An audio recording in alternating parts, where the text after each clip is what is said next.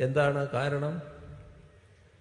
Beef എന്നാൽ അവർക്ക് ഒരർത്ഥമേ ഉള്ളൂ.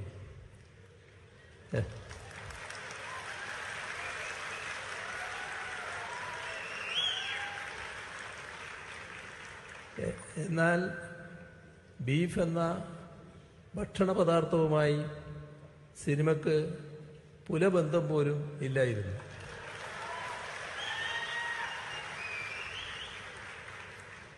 സ്പാനിഷ് ജനപ്രിയ സംഗീതമായ ഹിപ്പ് ഹോപ്പ്, ആ ഹിപ്പ് ഹോപ്പുമായി ബന്ധപ്പെട്ട സിനിമയായിരുന്നു അത്. ഹിപ്പ് ഹോപ്പ് സംഗീത സംസ്കാരത്തിൽ ബീഫ് എന്നാൽ അർത്ഥം പോരാട്ടം, കലഹം എന്നൊക്കെയാണ്. ഇത് തിരിച്ചറിയാതെ ബീഫ് എന്ന് കേട്ടയുടൻ ഇവിടുത്തെ ബീഫാണ് എന്ന് കണക്കാക്കി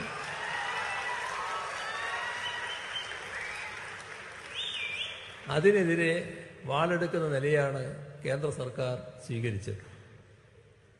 എത്ര പരിഹാസ്യമായ കാര്യമാണ് ഇത് എന്ന് നോക്കുക.